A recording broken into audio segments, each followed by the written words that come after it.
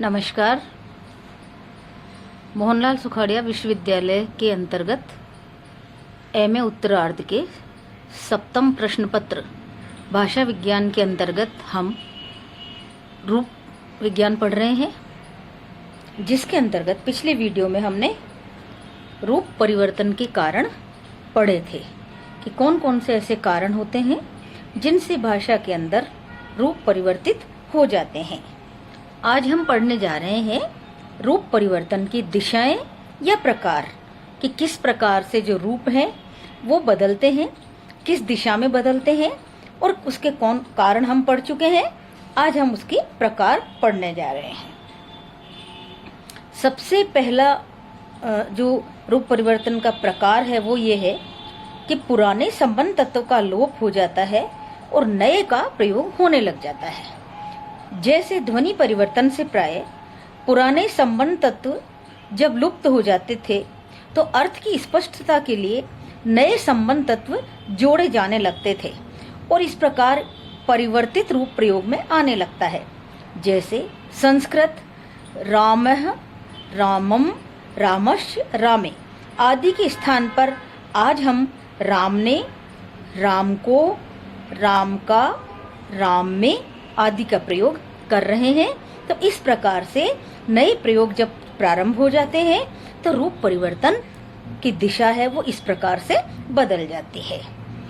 सादृश्य के कारण भी कई बार नए संबंध तत्व के साथ नए रूप प्रयोग में लिए जाने लगते हैं। जैसे संस्कृत अग्नि का अज्ञे होना चाहिए था, किंतु प्राकृत में मिलता है अग्गिस।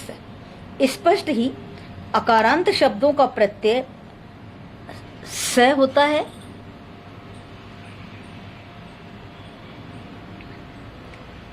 इस सादृश्य के कारण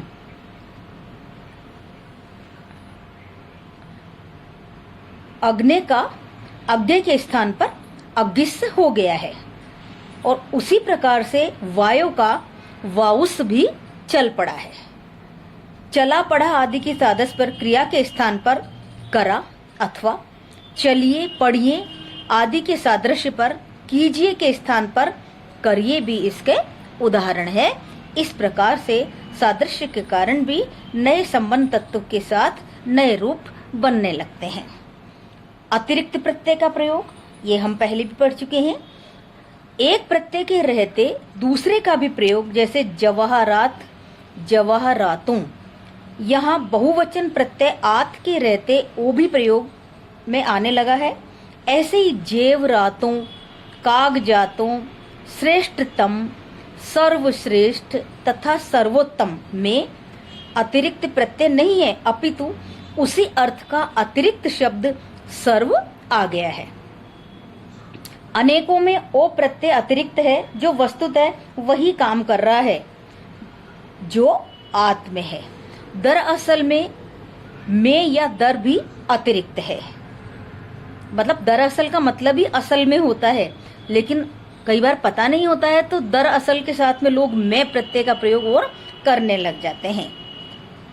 अतिरिक्त शब्दों का प्रयोग सर्वश्रेष्ठ सर्वोत्तम ऐसे ही तम बोधक रूप है जिनका उल्लेख हम अभी कर भी चुके हैं और बता भी चुके हैं कि श्रेष्ठ का मतलब अपने आप में पर्याप्त है, लेकिन अधिक बल देने के कारण उसमें सर्व शब्द और अतिरिक्त मिला दिया गया है। उत्तम अपने आप में पर्याप्त है, लेकिन उसको और अधिक बल देने के लिए हमने उसमें सर्व शब्द और मिला दिया है।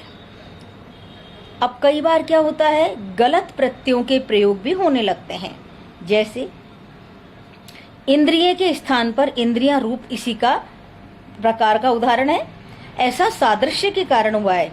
इंद्रिय शब्द का प्रयोग विलुप्त हो गया और दूसरी ओर इंद्रिय का तथा अतः इंद्रिय इंद्रियां को संबद्ध मान लिया गया है और इस तरह से ये प्रत्यय का गलत प्रयोग प्रचलन में आ गया।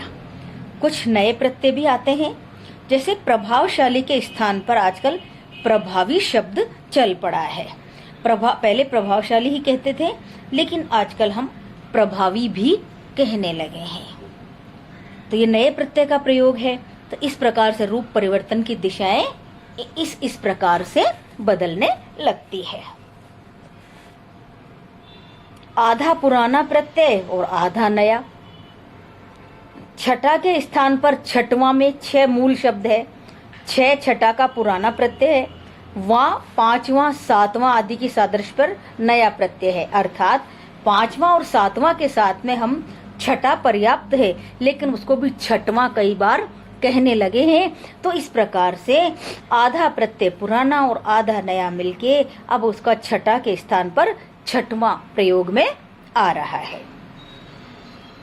कई बार मूल प्रत्यय ही बदल जाता है, इसमें भी रूप परिवर्तन होता है। जैसे मुझको के स्थान पर मेरे को, तुझको के स्थान पर तेरे को, प्रत्यय वही है, केवल उनका मूल बदल गया है। मूल और प्रत्यय दोनों ही बदल जाते हैं। जैसे अंग्रेजी में गो का भूतकाल वेंट हो गया, इस प्रकार से मूल प्रत्यय ही पूरी तरह से बदल जाता है।